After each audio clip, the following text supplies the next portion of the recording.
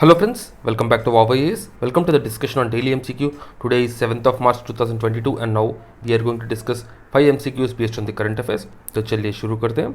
But before we begin, a small information. The PDF of the discussion will be available in our Telegram channel. The Telegram channel details are there in the description. You can go and check it from there. Now let's quickly begin. Let's look at the first question. The Zaporizhzhia nuclear power plant, which is the largest power plant of Europe, is located in A. Germany, B. Ukraine, C. France, and D. Russia. Well, you might have guessed the answer. Recently it was in news. The correct answer is B. Ukraine. So recently Russian forces have captured the Zaporizhzhia nuclear power plant. So that's why this was in news. So this power plant was built between 1984 and 1995 and it is the largest nuclear power plant in Europe and is the 9th largest in the world. In normal times it produces 1/5 of the Ukraine's electricity and almost half of the energy generated by the country's nuclear power facilities. The plant is located on the southeast of Ukraine and in the Enerhodar on the banks of the Kakova Reservoir and the Dnieper River. Okay.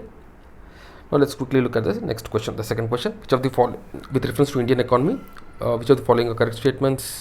So this is with regard to monetary policy.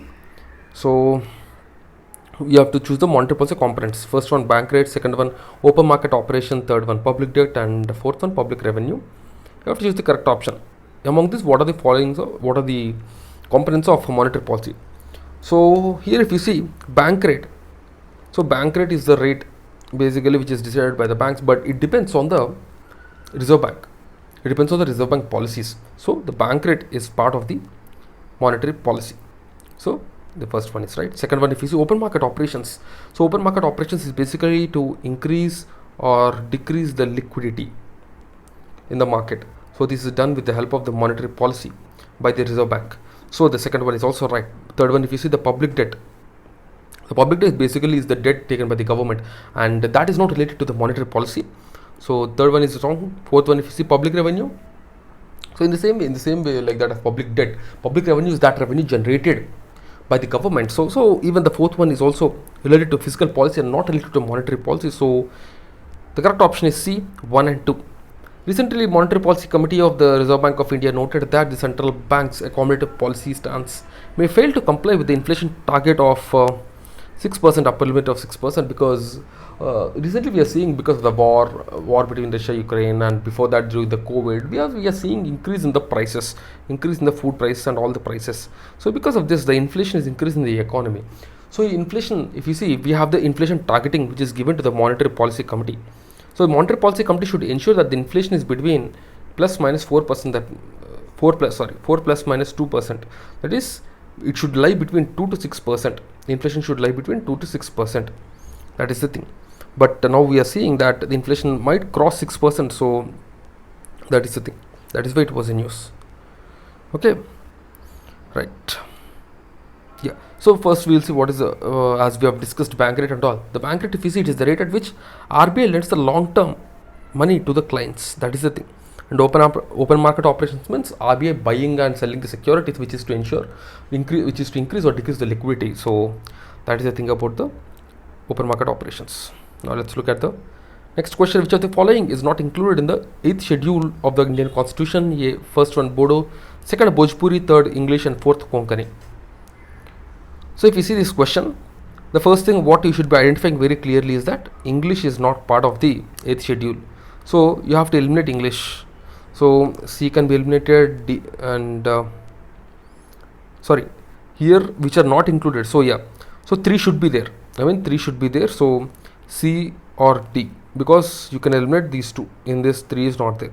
It should be C or D. So C, if you see, it is given 2, 3, 4. In D it is 2 and 3. Okay. So if you see, actually Konkani is a Bodo, as we know, it is part of the 8th schedule, and Konkani is also part of the 8th schedule. It is Bhojpuri and English. These two are not part of the 8th schedule. So D, 2 and 3 is the correct answer. So recently Bihar Chief Minister Mr. Nitish Kumar said that the government would revive its long pending demand for the inclusion of Bhojpuri in the 8th schedule of the Indian Constitution so that it can be accorded the status of official language. So that's why it was in news. The 8th schedule of the Indian Constitution, if you see, it lists the official languages of the Republic of India. It talks about the official languages of India, and that is the reason it is an important one. The constitutional provisions relating to the 8th schedule are mentioned in Article 344 and 351 of the Constitution. And Article 344 talks about official language commission by the President, which will consist of chairman and other members representing different languages of the 8th schedule. And Article 345 talks about the official language or language of the state subject to the provisions of Article 346 and 347.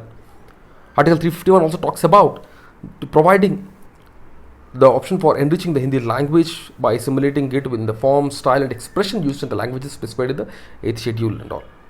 The 8th schedule comprises of 22 languages as of now. Assamese, Bengali, Gujarati, Hindi, Kannada, Kashmiri, Konkani, Malayalam, Manipuri, Marathi, Nepali, Odia, Punjabi, Sanskrit, Sindhi, Tamil, Telugu, Urdu, Bodo, Santali, Maithili, Dogri. These are the 22 official languages, and if you see, 14 were initially included in the constitution. Subsequently, a lot of languages were added. Sindhi was added in 1967, Konkani, Manipuri, Nepali were added in 1992, and Bodo, Dogri, Maithili, Santali, they were added by the 92nd Constitutional Amendment Act in 2003. So, if you just remember these important things, like Bodo, Dogri, Maithili, Santali, Nepali, Konkani, Manipuri, like whenever they were added and all. So, basically, broadly, you will remember a lot of these languages. So, at present, there are 22 languages that are part of the 8th schedule. And remember, Konkani is part and Bhojpuri is not part of the 8th schedule. Now let's look at the next question. The fourth question, consider the following statements regarding the National Safety Council. So National Safety Council, the first statement is it is a non-profit self-financing apex body set up by the Ministry of Health. Okay. Second one says that it aims to generate, develop and sustain voluntary movement on safety, health and environment at national level. So the following are correct: A1 only, B2 only, C both 1 and 2, and D neither 1 nor 2. So if you see the National Safety Council, it talks about the safety. So then we'll get it out that it might belong to the Ministry of Health. But if you see this National Safety Council, it was registered as a society under the Society Registration Act. Okay. But it is an autonomous body which is set up by the Ministry of Labour and Employment, because this is related to the employees and all. So that's why the first statement is wrong, but the second statement is right. So B2 only is the correct answer. Recently, National Safety Day is celebrated on the 4th of March to commemorate the foundation of National Safety Council. So National Safety Council is basically for the safety of the employees. So it is launched by, you can say it is set up by the Ministry of Labour and Employment. It was in 1965, and it's an autonomous body. It's an autonomous national level body, self-financing body to generate, develop and sustain voluntary movement on safety, health and environment. The safety, health, environment.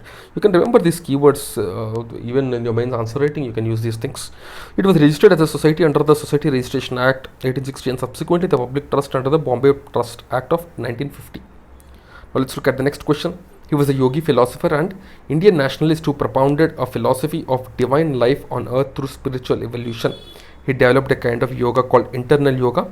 He was arrested in connection with the Alipur conspiracy case. He was the first political leader in India to openly put forward the idea of complete independence in his newspaper Bande Mataram. Identify the personality. First one, Bal Gangadhar Tilak, B. Shyamji Krishna Varma, Sri Aurobindo and D. Lala Lajpat Rai. So some of you might have guessed already by looking at internal yoga. It is none other than option C, Sri Aurobindo.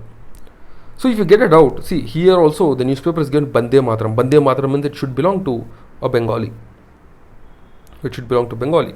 If you see the options, Tilak belong to Maharashtra, Lala Lajpat Rai belong to Punjab. These two you anyways know. Shyamji Krishna Varma, the name doesn't sound like Bengali. So in simple way you can just easily recognize it is C, Sri Aurobindo. Even like this also, using some technique, using some logic, you can just guess the answer. Okay. So India is all about to celebrate the 150th birth anniversary of philosopher and freedom fighter Sri Aurobindo. Aurobindo is initially he was a freedom fighter who fought in the independence movement, who was there in the independence movement for till 1910. But later on, after he was arrested, he left the politics and then he went to Pondicherry, and there he started the Aurobindo Ashram in 1926. He was influenced by American Revolution in Italy and medieval revolutions in France and England. He attended the Congress sessions and at the same time helped establish the Anushil and Samiti of Calcutta in 1902. He and his younger brother Barinder Ghosh contributed to articles to the magazine Jugantar, which inspired many young people to take up revolutionary work. He was a journalist and edited newspaper like Bande Mataram. In May 1908, Aurobindo was arrested in connection with the Alipur conspiracy case, but later on he was released because there was no evidence. In 1914, he started a magazine called Arya. He wrote copiously, and his great literary works achievements were Savitri, which is an epic poem of about 24,000 lines. He developed a kind of yoga called the internal yoga, and he was considered as a great prophet of Indian nationalism, along with Bankim Chandra Chatterjee, Tilak, and Dayanand. He developed the theory of nationalism in India. The Aurobindo's theory of nationalism was based on Vedanta philosophy, which saw unity and oneness in man and God. So this is a thing. Okay. So these are the 5 questions of the day. And before I leave, a small information. We are providing Vision Prelims test series and Vision monthly magazine summaries. You can subscribe to these summaries. As of now, we are having this limited period offer. All students can subscribe to it at rupees 1280, and new students can subscribe at just rupees. Sorry, both of them combinedly, you have 20% off for the old students and 10% off for the new students.